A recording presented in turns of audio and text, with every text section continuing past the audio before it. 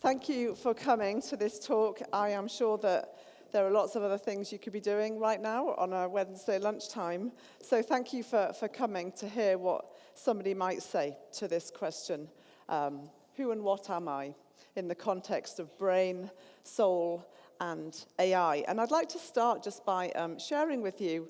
I've thought about this over the last few years, and as I began to do that, I was reminded of something that happened to me around the age of 10, 11, 12. I can't really remember exactly what age I was, but I was sat by a window, slightly bored on a rainy day, of which there are many in the UK, and I remember in my boredom a series of questions suddenly coming to me.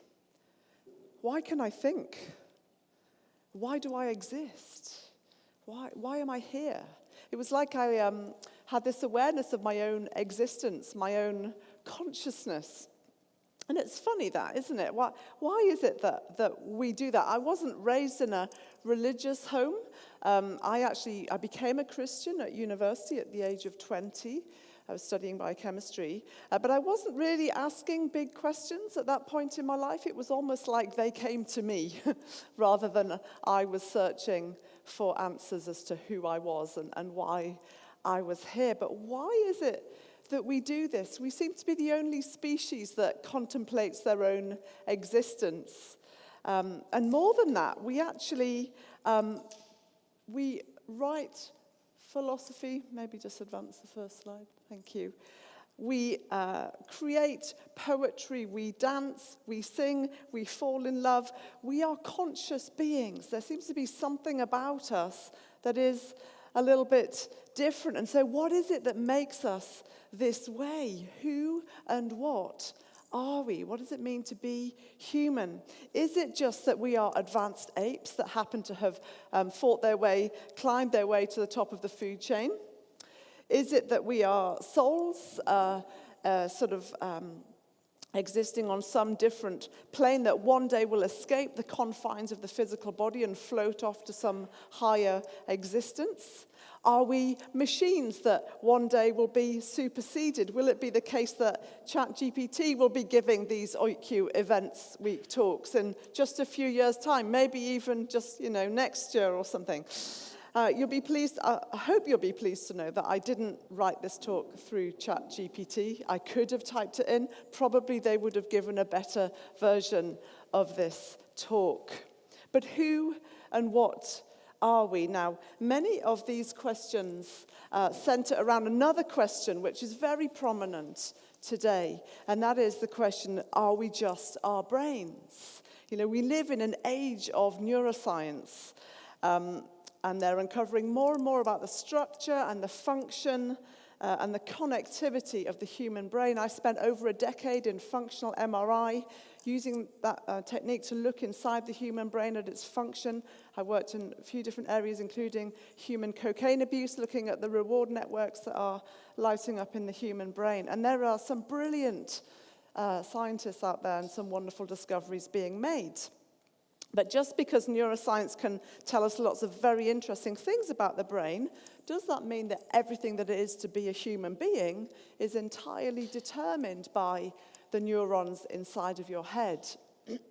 Now, there are some very brilliant scientists that believe this, one of whom was Francis Crick, who you'll know for being famous for co-discovering the DNA double helix along with James Watson, and won a Nobel Prize for it. Well, later on, he expressed some other views.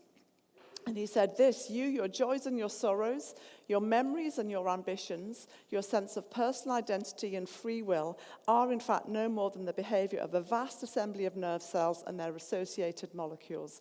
As Lewis Carroll might have phrased it, you're nothing but a pack of neurons. And I wonder what you think about this view. Is this the best story that can be told about who and what we are? Are we just neurons? And of course, the answer that we give to the question, are we just our brains, actually impacts what we believe will be possible using AI. Because if people are just their brains, then in theory, those brains can be replicated artificially in theory, human consciousness is a material thing that can be replicated. So will there be conscious androids walking the streets of Oxford before too long? And of course, with the arrival, in really only the last 2 years, of large language models of AI, such as ChatGPT and others, it really feels like we're talking to a person.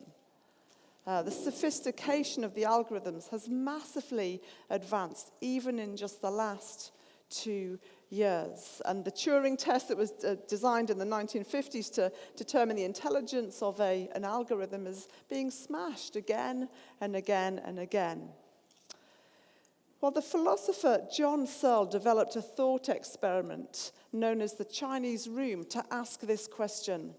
Just because an algorithm appears to be conscious, does that mean that it is conscious? And he asked us to imagine the following scenario. Not sure why. Thank you. Imagine a person outside of a closed room passing Chinese messages to someone inside. And the person inside doesn't speak a jot of Chinese.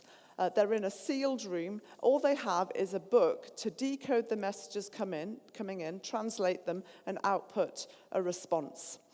Now, to the person outside, it seems like the person inside speaks Chinese. But that isn't the case. All they've learned to do is process Chinese symbols.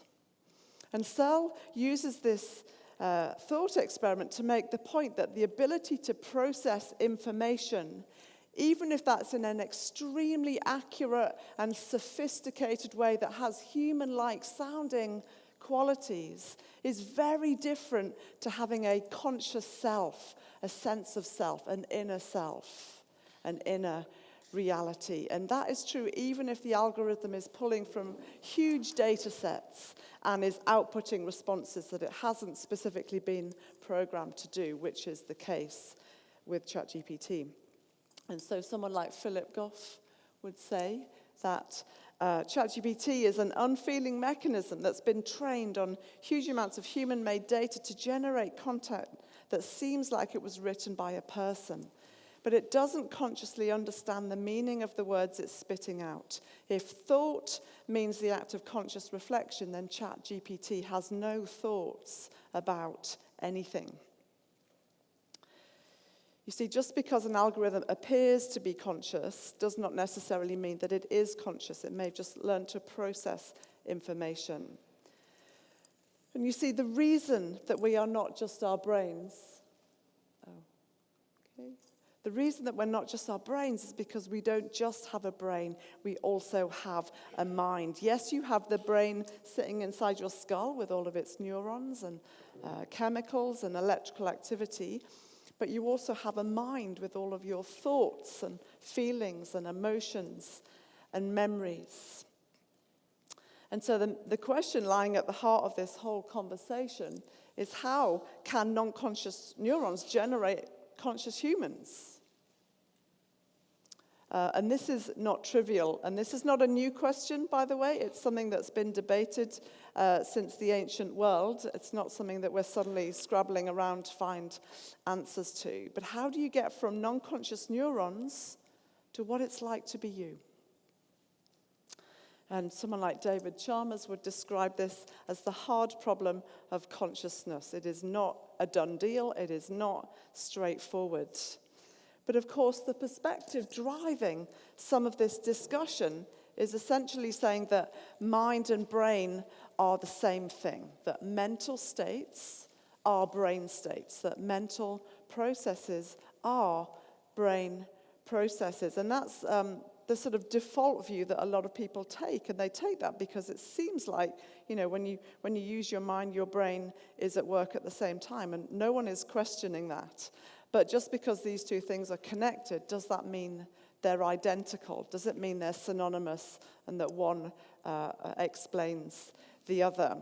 There are actually some significant implications if it's true that we are just our brains. If we're just driven by our neurons, then every thought that we have, every opinion that we express, every decision that we take is not actually coming from us. It's coming from forces beyond our control inside our skull. And therefore, what do our opinions even mean? If they're not ours, they're coming from our neurons. We're just the vehicle. And equally, our actions, how can we be held morally responsible for anything good or bad if we are simply being driven by forces beyond our control? And yet we seem to live as though people are the bearer of their opinions. We name authors on scientific papers, on academic papers, precisely because they wrote the paper, not their brain. And we award degrees on the basis that you did the revision, not your brain. And we convict criminals on the basis that they had a choice in their actions. And so surely the brain can't be the whole story. Lots more that I could say about that. I will say it. Trying to decide here. You know, there are hundreds of thousands of molecules within every neuron, and there are billions of neurons inside your brain. And those molecules are replaced many thousands of times in a lifetime. So your brain is in a constant state of change, and yet your sense of self doesn't change. The you that's here today is the you that was here yesterday and that will be tomorrow and a few years from now. And quantum physicists remind us that we don't even know what matter is. We're still trying to figure that out, let alone rely upon it entirely to explain something as complex as human consciousness. The closer we get to the atom, the more indistinct it becomes. It turns out that matter is just as mystifying as consciousness. And so chalking it all down to brain chemicals doesn't seem to be enough. And I've said already, just because mind and brain are connected, which they clearly are, doesn't necessarily mean that they are identical. Let me try and explain a little bit more about what I mean here. You may be able to just advance. So I'm quite into coffee. I don't know if you're into coffee. Imagine that we do just live in a material world, a closed system of the forces of nature acting on matter. Describe to me the smell of coffee. Well, you might offer me the chemical structure of the volatile compounds in coffee, and that'd be fantastic chemistry. I know there are at least a couple of chemists here, maybe more. But it wouldn't get you any closer to the smell of coffee. Or you could describe the physiology as you drink it and digest it. But that actually doesn't get you any closer to the smell of coffee. If you want to understand what coffee smells like, there's no other way to do it other than to smell it. And this is an example in its singular of a quail, or in its plural, qualia. And it's a term that philosophers use to describe qualitative experiences that are impossible to describe physically. There is no physical way you could capture this phenomenon. And I guess what we're trying to say is the greatest qualia of all is the qualitative experience of what it is to be you. Imagine we wanted to capture what it's like for you to go through your next set of exams or write your next essay. We could attach an EEG cap and measure some beautiful electrical activity on the surface of your scalp. We could put you in an MRI scanner and take some structural scans and some functional scans, and we get some beautiful data of what's going on inside your brain. Will that tell us what it's like for you to sit your next set of exams or write your next essay? Of course not. If we want to know what that is like, we need to ask you. We can measure your brain till the cows come home. We can't know a jot about what's in your mind unless you tell us. And it's on this basis that many atheists and agnostics, as well as Christians, believe that mind and brain are two very different things. This is not a done deal. It is not the case that mind equals brain, end of story, full stop. There is so much more to it. Human beings are complex, and there are other ways of describing this mind-brain relationship that I wrote a book called Am I Just My Brain? I talk about them a bit more in there And the interesting thing is, if you even just remain within the field of clinical neuroscience, you see that human beings are complex. Now, in general, conscious states and brain states correlate. For example, in child development, their levels of consciousness, or fetal development, the level of consciousness correlates with their brain development. Equally, in brain injury, if someone's had a traumatic brain injury, sometimes their conscious states are impacted as well. Or in neurodegeneration, as the brain degenerates, there is an impact. So there's a continuity there. And no one's questioning that. But there are also times when there's great discontinuity between what's going on in the brain and the conscious states of the person. So, for example, there are a few adults walking this earth who are missing 95% of their brain tissue. They have survived childhood hydranencephaly, water on their brain, and that's what their brain looks like on the right. Most of it's gone, missing, and they are normal functioning adults. Now, how do you make sense of this if we are just our brains? Also fascinating, I'm not going to say anything about it, but I did talk about it on Monday, and it will be available on YouTube eventually, talking about near-death experiences. If there are any genuine instances of where someone has clinically, physiologically died and yet remains to be conscious, then that, again, is a blow to the view that you are just your brain. There are many other examples. One other that is starting to come to the foreground is something called terminal lucidity, where people with in the extreme, very final stages of neurodegeneration has a return to the self momentarily, like for a short time. How does that happen given the state of their brain? So when we start to look at actual people, we see that human beings are complex. There is more to them than meets the eye. What about when we think about this theologically? Believe it or not, we see a picture of human beings that agrees with the science. It says human beings are complex as well. It doesn't just say we're homogeneous. It actually says that we're kind of dust and breath. That's what these verses are capturing, that human beings are formed from material things and also are breathed into by God. And the word for being breathed into is ruach or neshama, and it means spirit or breath, life. We see a picture of complexity in the human makeup as well. And the product of those two things, the living being, the word for that is nephesh, which is the Hebrew word for soul. And so often when we think of soul, we might think there's some immaterial part of us that is one day going to float off to heaven. And that's kind of what being a Christians believe. But actually here, soul is a much more holistic term. It's much more integrated into the whole being, the whole person. You see, Christians don't believe that when they die, some immaterial part of them will float off to heaven. They actually believe that we will be bodily raised from the dead. And the reason they believe that is because Jesus was bodily raised from the dead. He wasn't appearing as a ghost. He was appearing as a living, breathing human being. And if you want to hear more about that, we're going to be talking about that on Friday at lunchtime and in the evening.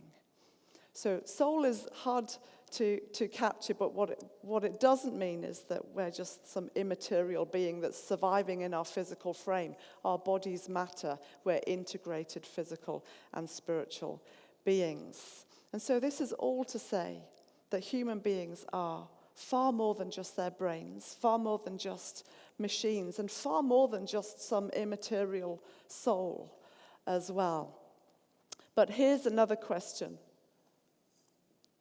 Even if all of our questions about human consciousness and its relationship to the brain can be answered, there will still be some questions that remain unanswered. Questions that science can't answer and was never intended to answer. Questions like the one that came to me as a child, not even searching for anything. Why can I think? Why can I think in the first place? And As David Chalmers has said, there's a difference between finding a correlate, finding the parts of the brain that correlate with thought, and finding an explanation for why it exists in the first place. What is the best explanation for why we find ourselves as conscious beings in this universe? Now, if God does not exist, then we live in a non-conscious universe of time plus matter plus chance. And somehow, conscious beings, conscious humans, have arisen from within this non-conscious universe. And that's not impossible, but it's kind of surprising. But if God exists, then we didn't start with matter. We actually started with a conscious being known as God. That actually, if God exists, then before there was anything physical or material, there was God in the form of Father and Son and Holy Spirit. And human beings are said to be made in the image of a conscious community. And therefore, you could actually make a case that the fact that we find ourselves here as conscious beings is much more natural to theism, and it is very unnatural to materialism. And the very fact that we have a mind that we use, the very fact that you're here using your mind in whatever academic pursuit that might be, makes more sense if God exists than if he doesn't. Why can we think? We think because God thinks. And it's actually not an anti-intellectual exercise to think about spiritual things. You could argue it's the very outworking of what it means to be made in the image of a God who is many things, including mind, including a rational, conscious being. Which is why people like George Valder, Nobel laureate, says that the stuff of which physical reality is constructed is mind stuff. It is mind that has composed a physical universe. So what and who am I? Well, if God is real, it's possible to be rooted and grounded in something or someone that isn't in flux, that isn't in a state of degeneration. There's an identity to us that runs far deeper than our physical bodies. That's what it means to be made in the image of God. It's something that we receive. It's not something that we generate. And I just want to take our last couple of minutes to think a little bit more about what it means that we're made. What does it mean to be made in the image of God, if that is indeed the case? Well, what it means is that human beings have inherent value and worth. You know, so much of our conversation around AI and how well the field is doing is to do with productivity and accuracy and efficiency. Machines are valued for what they do. They're valued for what they produce. But to be made in the image of God is to be valued and loved for who you are. That human value is not reducible to a set of tasks. It is inherent. It is not functional. And that is what is at the heart of the Christian faith, saying that there is a God that loves every human being on this earth. Not necessarily for what they do, but for who they are, because they're made in his image. And you might be asking me, well, how do I know that God loves me? How do I actually know that God loves me? Well, you know, we know that love is actually demonstrated by actions. You know, if somebody says that they love us and then spends the whole day on social media, then we might question whether they actually mean it. You know, love is really real and concrete. And the Christian faith says that God demonstrated his love for us by coming and dying for us so that we can be restored to a relationship with him. And in doing so, communicated the extraordinary value that we have. It says, for God so loved the world that he gave his one and only Son, that whoever believes in him will not perish, but have eternal life. We have inherent value and worth. It's so easy to base our value and worth on what we're producing and what we're doing, but that's at the heart of the Christian message is that you're loved for who you are. There's a God that loves you because he made you. And you're loved for who you are. And the final thing I want to say is that in terms of what it means to be made in the image of God is that we are inherently relational beings. We deeply value relationships and friendships and family as well as romantic relationships. I don't know, I think the pandemic really brought this home to us. It's not good for us to be alone. We're not ourselves when we're not in kind of friendships and community. That's sort of part of our makeup, that we are relational beings.